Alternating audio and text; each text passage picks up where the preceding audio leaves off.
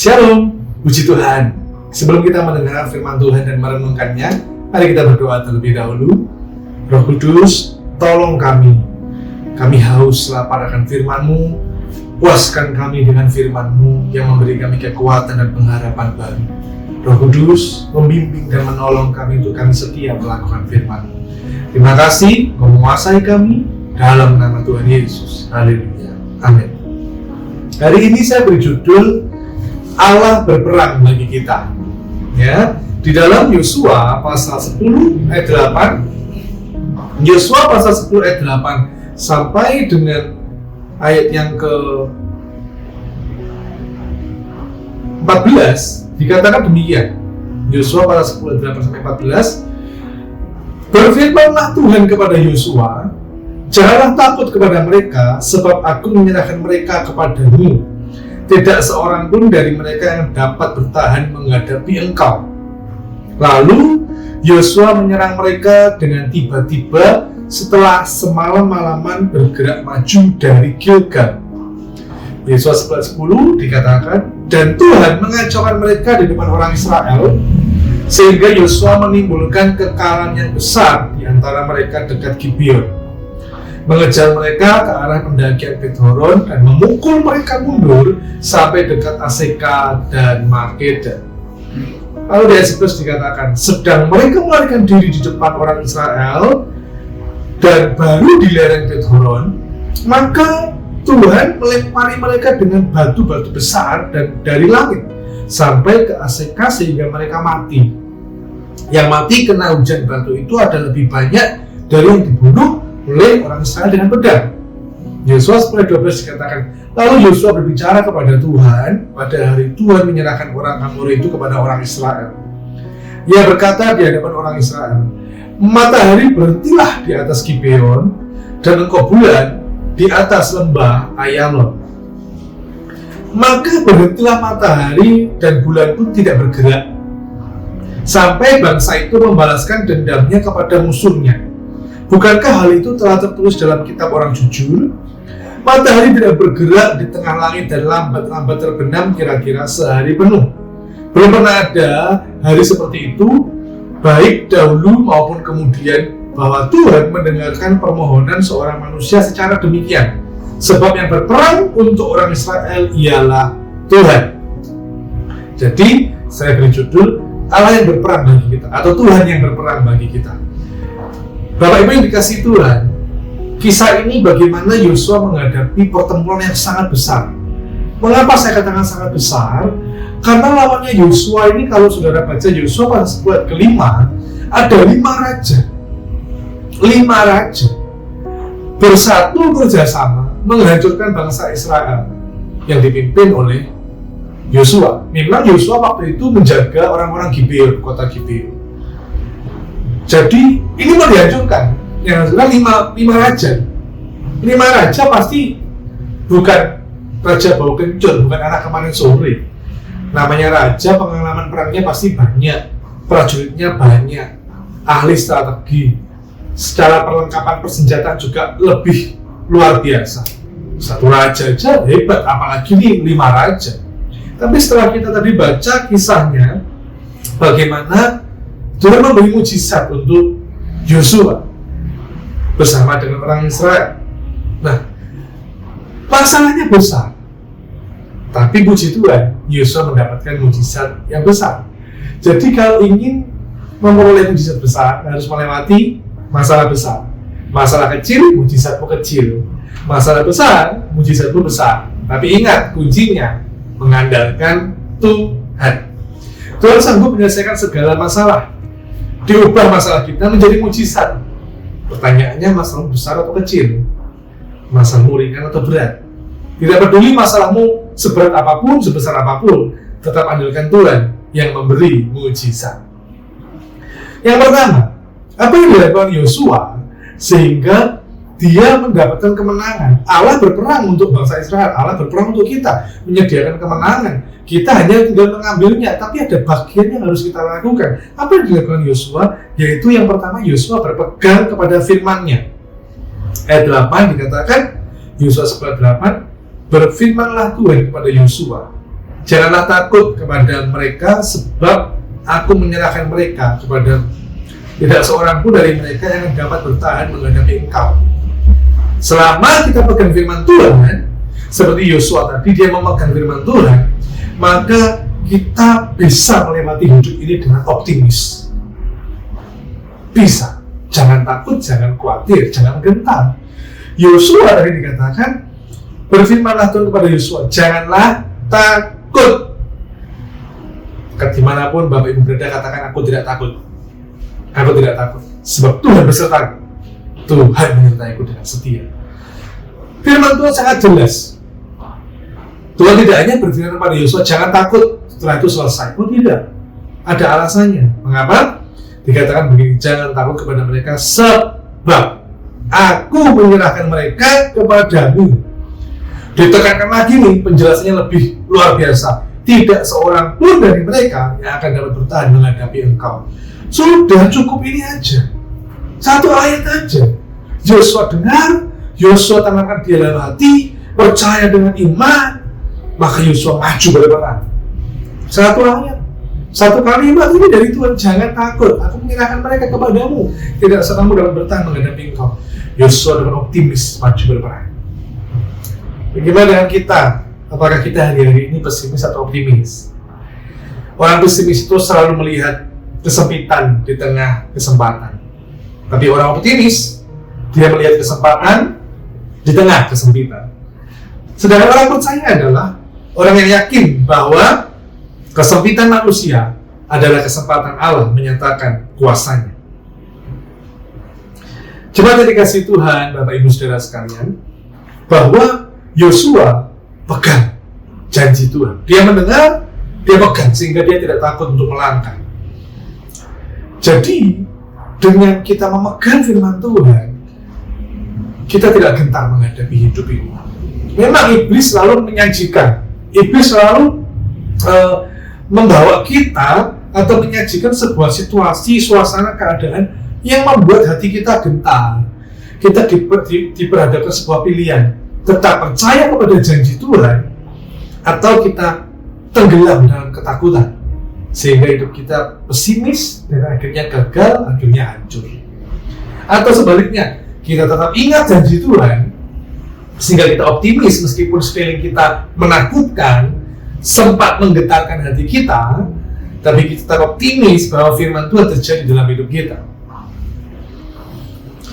Bapak Ibu Saudara sekalian, saya masih ingat dulu, zaman dulu sebelum ada handphone, ya, waktu itu Alkitab masih berupa buku, ya, buku Alkitab.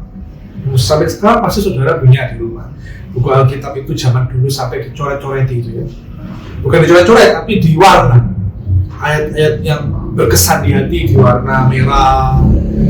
Terus teguran Tuhan untuk saya atau untuk kita diwarna kuning. Bahkan di event-event tertentu, Paskah, Natal dan sebagainya, kita diberi ayat emas. Meskipun semua firman Tuhan adalah ayat emas, ya, kita diberi ayat emas. Nah, saya percaya Bapak Ibu sudah dikasih Tuhan, pasti ada ayat yang saudara ingat. Pasti. Mungkin ayat itu yang paling pendek sekalipun. Tetaplah berdoa. Ya sudah, pegang satu ayat itu. Kalau saudara tidak bisa mengingat 10 ayat, 15 ayat, minimal pasti ada di dalam hati kita yang kita ingat, pasti ada. Bersukacitalah senantiasa, sekali lagi katakan bersukacitalah. Ya udah, pegang itu, percaya janji Tuhan. Orang yang menanti-nantikan Tuhan dapat kekuatan baru. Ya sudah, pegang itu. Coba, saya beri saudara waktu sepersekian, beberapa detik. Ingatkah ada ayat firman Tuhan yang timbul dalam pikiranmu, timbul dalam hatimu?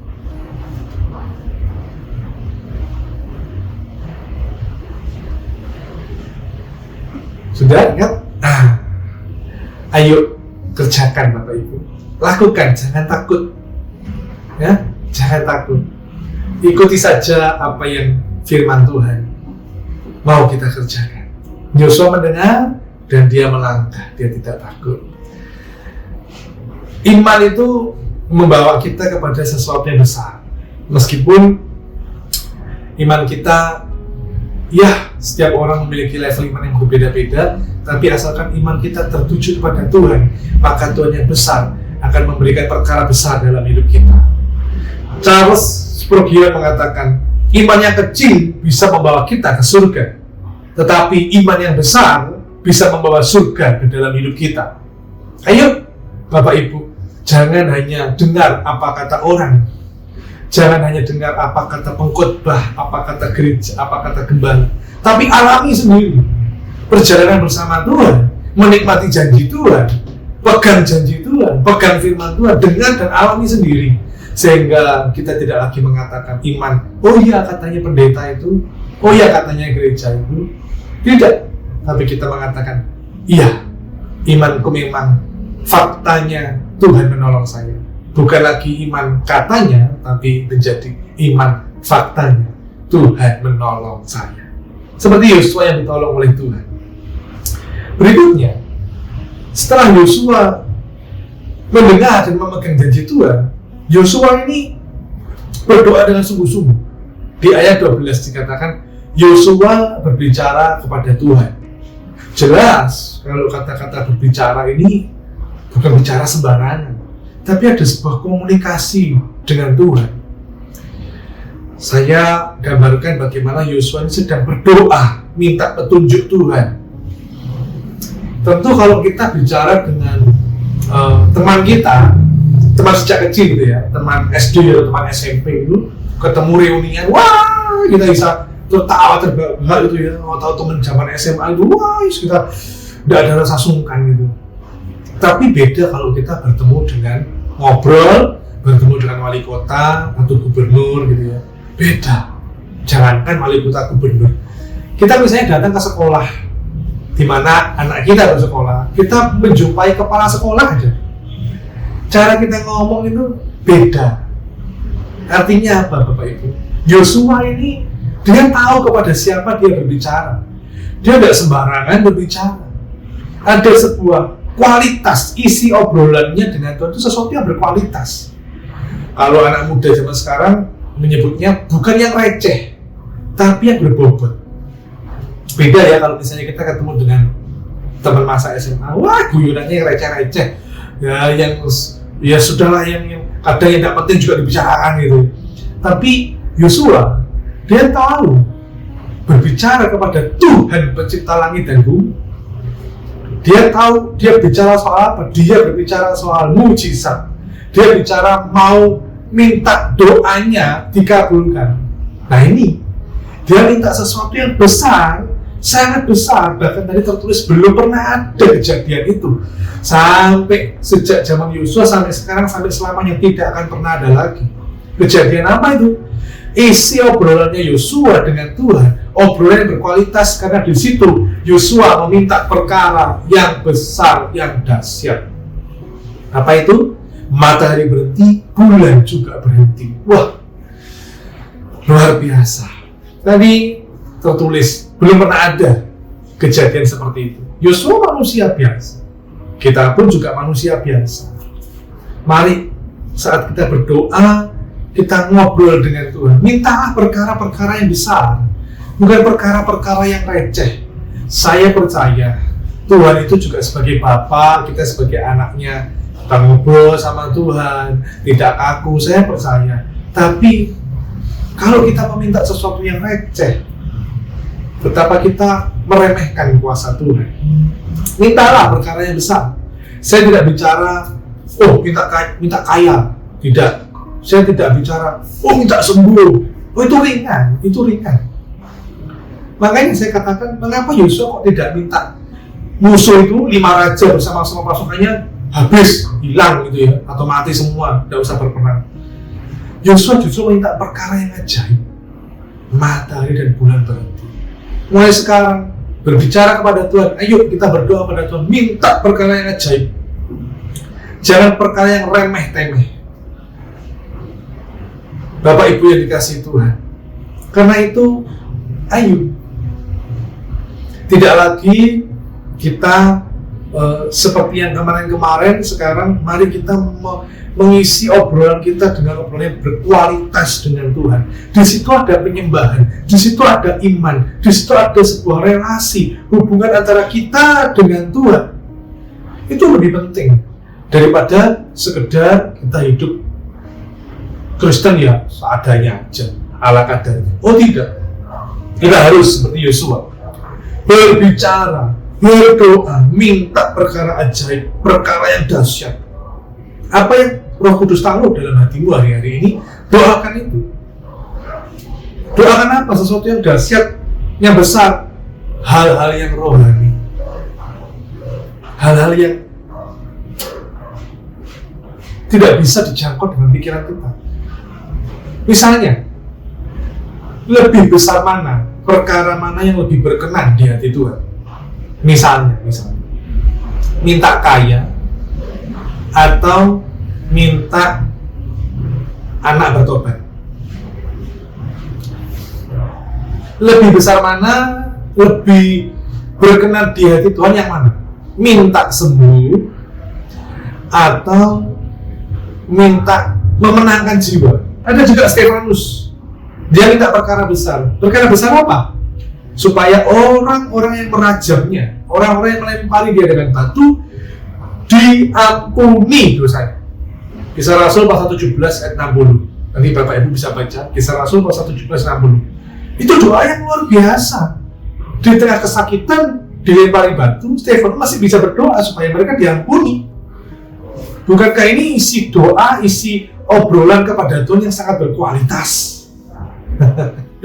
Ingat ya, doa kita isinya apa? Bernilai, ada value-nya, sesuatu yang menyenangkan Tuhan, atau menyenangkan kedagingan kita. Berikutnya, ya, setelah itu Bapak Ibu, setelah itu adalah ada juga bagian yang dikerjakan oleh Yosua. Jadi ada 3. Yang pertama, Yosua ini memegang janji Tuhan, mendengar dan percaya dengan janji Tuhan. Yang kedua, Yosua berdoa kepada Tuhan, berbicara, obrolannya dengan Tuhan, permintaannya sangat berkualitas, sangat bernilai dan berkenan di hati Tuhan.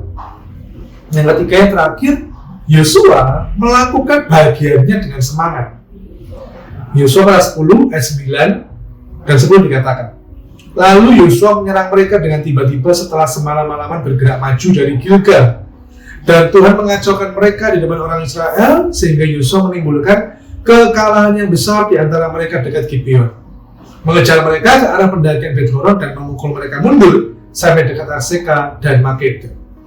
Perhatikan baik-baik ayat 9 dan 10 dikatakan, Yosua menyerang mereka dengan tiba-tiba setelah semalam-malaman bergerak maju. Jadi Yosua ini bergerak maju terus. Bukan hanya itu, tapi mengejar mereka. Bukan hanya maju santai, maju jalan biasa, tidak, tapi mengejar mereka, memukul mereka. Artinya Yosua melakukan bagiannya dengan semangat, antusias. Jadi sama halnya dengan kita ikut teladan Yosua. Tidak hanya dia pegang janji Tuhan, mendengar dan pegang janji Tuhan, tidak hanya dia berdoa, tapi ada tindakannya. Jadi waktu kita berdoa, tidak hanya sekedar berdoa, tapi lakukan yang kita doakan dan doakan yang kita lakukan. Jangan doanya minta sembuh, minta sehat, tapi kita tidak menjaga hidup kita. Makan minum sembarangan, gaya hidup kita bermalas-malasan, mager gitu ya, jarang berolahraga dan sebagainya. Wah, ini sangat berbahaya ini. Bukan hanya itu, tapi juga berdoa supaya kaya, sukses, berhasil, tapi malas bekerja. Ya enggak bisa. Ada bagian yang kita lakukan. Yosua melakukan bagiannya. Dan kalau kita baca terus nanti, Tuhan itu melakukan bagiannya. Waktu Yosua mengejar mereka, memukul mereka, musuh-musuhnya itu dipukul, dikejar, Tuhan itu melakukan bagiannya, yaitu melempari musuh-musuhnya Yosua dengan hujan batu. Dan dikatakan di ayat 11, dikatakan bahwa yang mati kena hujan batu itu ada lebih banyak daripada yang dibunuh oleh orang Israel dengan pedang. Jadi artinya Saat kita melakukan bagian kita dengan antusias dan semangat, maka Tuhan akan melakukan bagiannya memberikan kemenangan yang luar biasa. Ada mukjizat yang kita terima bukan karena kita ini hanya melakukan bagian kecil. Bagian besar itu bagiannya Tuhan. Kita melakukan bagian yang biasa, yang luar biasa itu bagiannya Tuhan. Apakah kita sudah melakukan bagian kita? Atau kita hanya berdoa menyerahkan, ya Tuhan biar terjadi mukjizat Tuhan, wis nggak usah kerja Tuhan, wis tiba-tiba sugih loh, tiba-tiba jadi kaya itu loh. Ya itu aneh itu ya, itu orang Kristen yang malas. Ya, Tuhan sudah mau rumah tanggaku biar harmonis, penuh damai sejahtera, ada hadirat Tuhan. Tapi suaminya keras kepala, kasar, istrinya cerewet, anaknya bandel, orang tua tidak pernah punya perhatian waktu dengan anaknya, sehingga isinya dalam rumah itu hanya perang. Terus doanya, biar ada damai Tuhan, ada sukacita. Tapi tidak pernah memberi kasih dalam rumah. Tidak pernah merendahkan hati satu dengan yang lain. Jadi tidak bisa. Ada bagian yang kita lakukan. Waktu Tuhan menyuruh, ampuni musuhmu, ampuni, berkati, berkati, kasihi, kasihi, dan seterusnya. Ada bagian yang kita harus lakukan. Karena itu jemaat yang dikasihi Tuhan, saya juga teringat Simson, ya, bagaimana dia bertobat di akhir hidupnya, dan orang Filistin yang dibunuh Simson di penghujung hidupnya, itu lebih banyak yang mati daripada waktu Simson masih hidup. Dengan dua matanya bisa melek, itu jumlahnya lebih banyak yang mati waktu di akhir hidup Simson. Jadi, ayo apapun yang sedang kita harapkan di hari-hari ini, berdoa, iya. Yang berkenan, minta perkara besar kepada Tuhan, iya. Percaya dengan janji Tuhan, iya. Tapi ingat, ada bagian yang harus kita lakukan. Kerjakan apa yang kita doakan. Bersama Tuhan, kita pasti bisa. Saya tidak tahu apakah begitu kita melakukan bagian kita, 2 hari lagi ada mujizat. Saya tidak tahu. Bisa jadi minggu depan, bisa jadi bulan depan, bisa jadi tahun depan. Yang penting, kita lakukan aja bagian kita. Urusan cara dan waktu, terserah Tuhan. Karena Dia tahu yang terbaik. Kapan kemenangan itu dapat kita nikmati. Itu urusan Tuhan. Yang pasti kita melangkah bersama dengan Tuhan.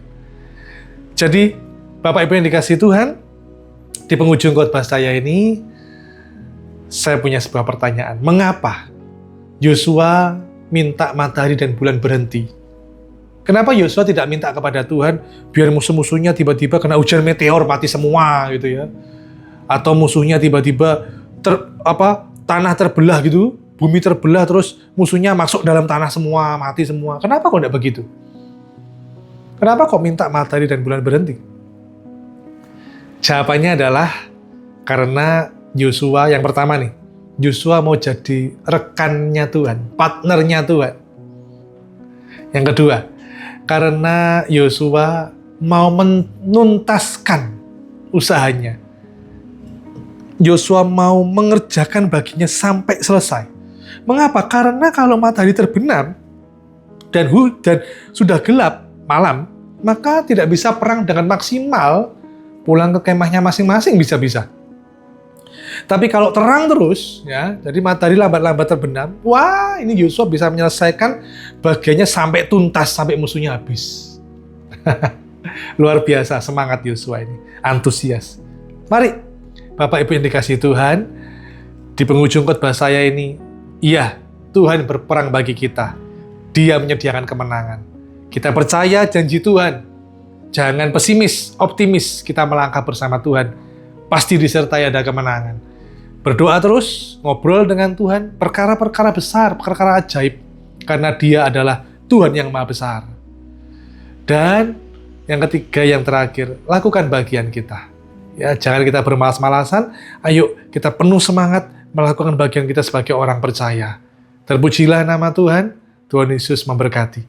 Kami bersyukur Tuhan untuk firman-Mu menguatkan kami, menegur kami, membangunkan kami, sehingga kami menjadi pribadi-pribadi optimis bahwa kami memiliki masa depan yang indah, masa depan yang luar biasa. Tuhan menyediakan kemenangan bagi kita. Tuhan, Roh Kudus, tolong kami untuk kami melakukan firman-Mu dengan setia. Terpujilah nama Tuhan, di dalam nama Tuhan Yesus kami berdoa. Haleluya. Amin.